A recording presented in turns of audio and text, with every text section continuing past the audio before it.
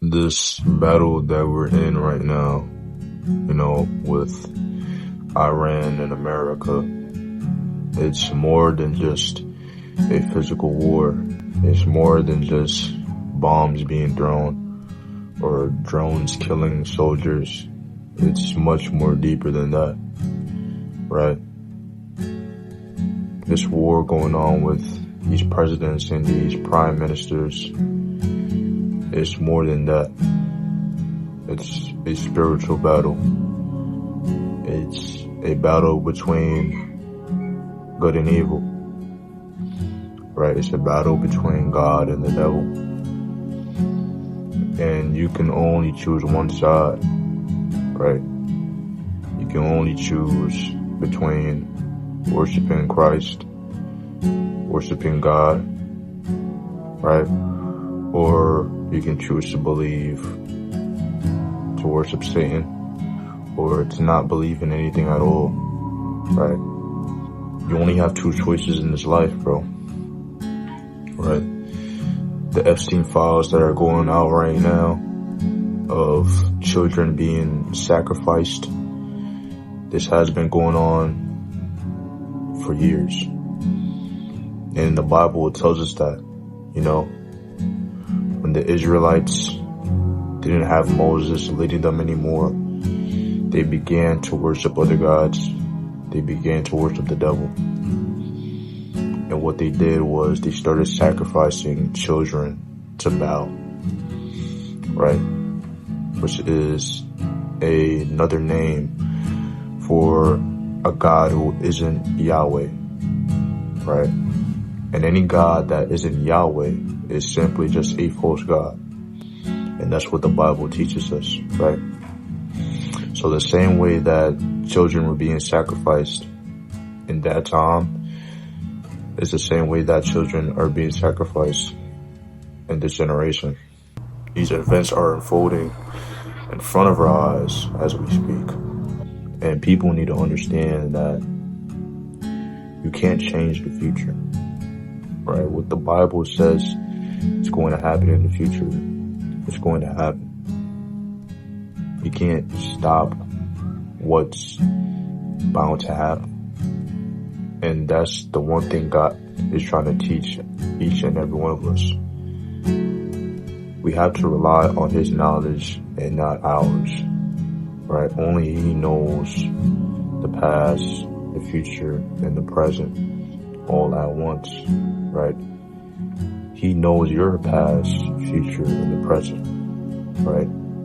Even though that He's all-knowing, it's up to you to make that decision of whether or not you want to go to heaven or you want to go to hell, right? That is only a decision that you can make, right? Think of it as like a GPS, right? You put in a location that you want to go to, but there are different routes that you can take to get towards that location. It's the same thing with God, right? Inevitably, we all face death, right? But the actions that you take right now in this given moment is going to determine whether or not you're going to enter the gateways of heaven or into hell. Same thing as a GPS, bro.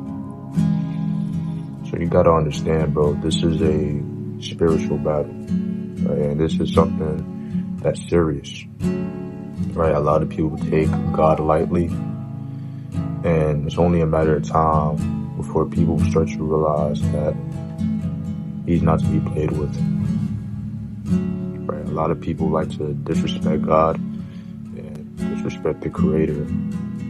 But one thing is, the more that you disrespect the Creator, the more He's just going to make your life harder and harder and harder and harder. You're going to wonder why is God doing this to me? Why is He doing this to me? I should be getting this, right? Why is the next person achieving this car when I should be getting that car? Why is this person getting this when I should be getting that, right?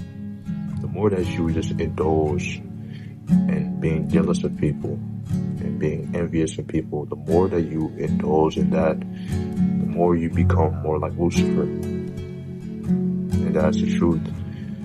Pride is what got Lucifer thrown out of heaven, right? He saw a glimpse of himself.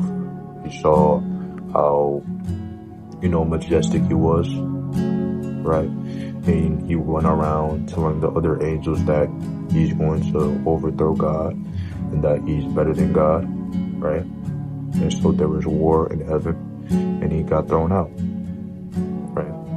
He got thrown out, and now he's roaming all over the earth, corrupting people's minds, corrupting people's mental state, making people do drugs, making people fornicate, making people kill each other, making people lie on each other, right? Making people just do things that a man of Christ wouldn't do. The more that you strengthen your relationship with God, the more you realize that the way that you live this life is very important. This life that you're living right now is going to determine your outcome, right? Everything that you do in life determines your outcome. For example, if you want to get rich, if you want to make a lot of money, you have to put in the work. Regardless of what type of work it is, you have to put in some type of effort. A lot of people want to be able to just sit around and not do anything and make money, which is just not the case. That's not realistic, right? And the people that are sitting around not just putting any effort, but making a good amount of money. When I mean a good amount of money, I mean $100,000 just by sitting around. Those type of people are evil, right? Do you really think that these celebrities, right, the higher ups, do you really think that the money that they're getting, right, do you think that they really deserve it? No, they have to do some type of ritual. They have to do some type of demonic act to get that amount of money, right? The Bible teaches us that the way that you should be getting rich, you should be getting rich by doing hard work, right? You should not be trying to get rich quick or fast as possible, right? It's just not going to be given to you like that, right? The more that you indulge in money, the more that you put money over everything, the more it just turns you into a bad person, right? Because you're prioritizing something that can just be printed, right? Money realistically has no value. Money has no value. The only value it has is the value that we give it, right? But realistically speaking, it has no value. It is just a piece of paper. And due to the hierarchy, right?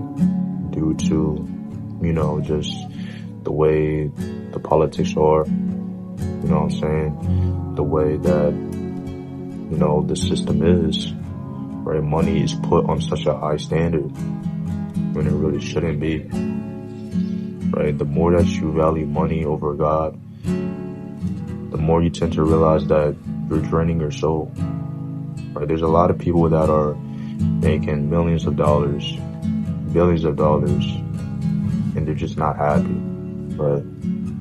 They're just not happy with what they're doing. And the reason why they're not happy is because of the fact that they value a non-living thing.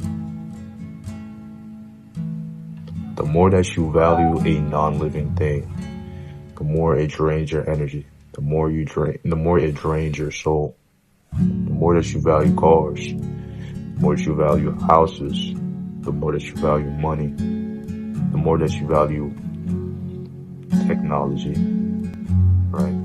The more that you value, anything else that's non-living, it's going to drain your soul. Why? Because of the fact that the only way you can get any benefit from it is if you use it in your benefit.